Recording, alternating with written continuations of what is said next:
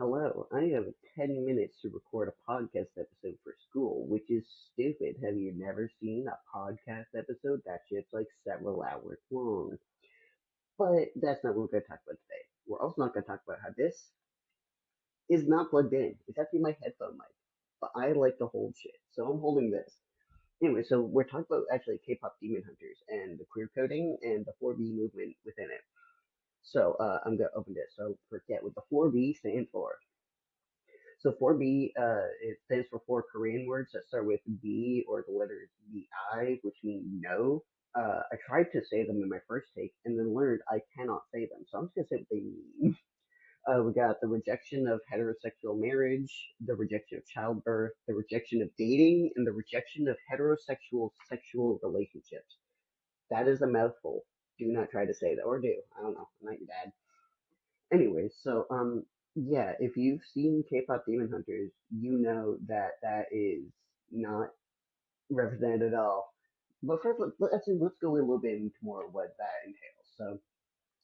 So, it entails the things said, but also kind of entails like just rejecting modern beauty standards to not appeal to men because that's what beauty standards are really for when you think about it.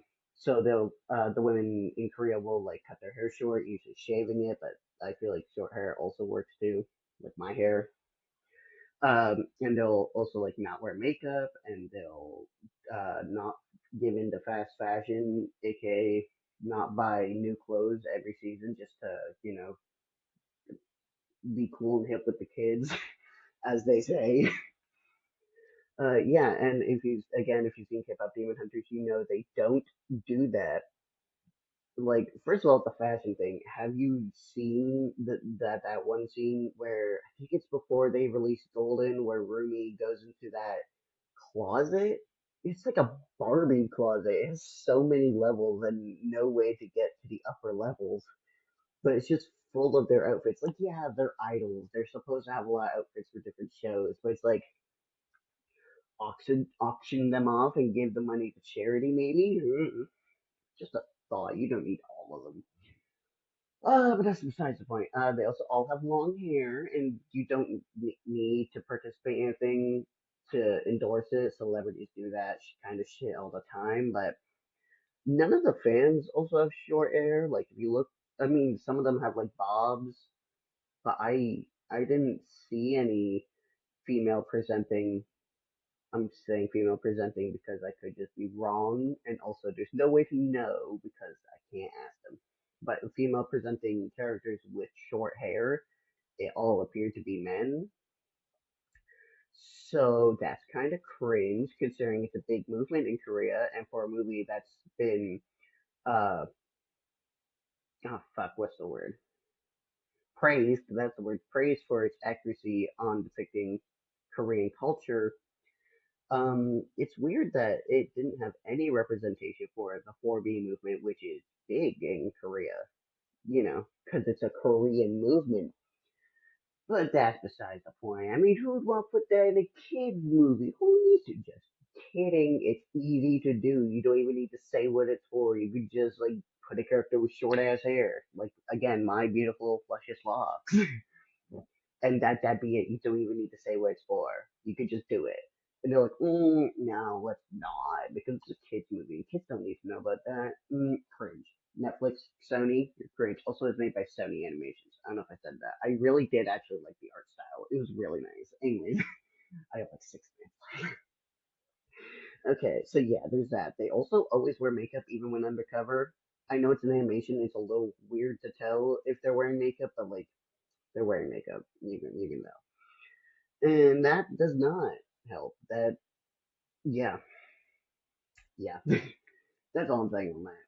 And also, it focuses on Rumi and Ginu. And personally, I don't think that's an actual like relationship. Like, yeah, maybe they could kiss. I think it's more of a kinship, as in they kind of relate to one another. But that's just me. That's just me. Yeah. But let's talk about queerness now, because that was about half the episode. Let's go. Sorry, my meds have worn off. I tried to record this 4 other times, and I'm running out of not quiet hours because it's exam season and there's quiet hours. and there's 1 hour between 8 and 9 p.m. when it's courtesy hours, and that is the only time I feel like I can record this without upsetting everyone. Anyways, 5 minutes. Let's go. So queerness. Well, not like said in the movie. It's pretty fucking gay. No, it's pretty queer in my opinion. It just represents a lot that can be interpreted by queer people as queer as hell. Like, well, first let's state the obvious. Bobby, he's gay as shit. That's the gayest man I've ever seen, except for maybe RuPaul. Uh, but he's just so fabulous. He's flamboyant. That's the word I was gonna say. Flashy. I'm like, he's not flashy. He's the other one. And also, he's actually really caring. I feel like he takes a semi-parental role when it comes to his girls, as he calls them, because he's like always there for them. He does a much better job than Celine. We hate Celine in this household. Uh, Actually, I also want to talk about something because I mentioned all of this in my paper that I wrote because this is for school. Um, but I didn't mention that there is a reading we did for this class that is like uh, the monster and the homosexual, where it's basically saying queers feel more fuck, what's the word? They feel they can relate more to villains because they're, whether consciously or not, queer coded by the creators. I feel like this is the one time it is not. Gima is the straightest man ever. And technically, he's fire. He is just a fire pit, purple fire, who does sick backlighting for Baby Saja when he does his rap and Your Idol. Good on him, but no, Gima is like the straightest man ever. Oh my god. I just, that's the one character I don't think is queer in any respect. Baby Saja's Arrow Ace, all the Saja boys I feel like might kiss a boy, like bisexual or pan. Did Yima? Mm-mm. No, that meant straight as things that are straight. But anyways, yeah, I just found it odd that the main villain is actually the one that is the least queer, and everything else is gay. Like Rumi, let's be honest, that's just being queer in general. A lot of people say trans. I say it can just be queer in general because, like, yes, she's basically just struggling with who she is, and her one trusted adult is just like, no, you gotta hide that. That's cringe. But don't worry, we can fix it all. It'll be fine. Fuck you, Celine. I really don't like Celine. Yeah, I mean, it's not entirely her fault. She's also really traumatized and has like generational trauma that Rumi also has because they're raised to believe demons are evil when they're not, and that's really synonymous with queerness, as in people who are raised to believe being queer is either evil or just weird in general. Can struggle a lot with themselves when coming out. They're just like, oh, I'm just not gonna tell everyone it's okay if I just bottle up my emotions, everything's fine, and then it all comes crashing down. And not all of us can fix it through epic song and battle with the Saja Boys. I can though, because I'm just built different now. Oh, could you imagine my coming out is just like, I'm just gonna go battle some demons now. That'd be sick as fuck.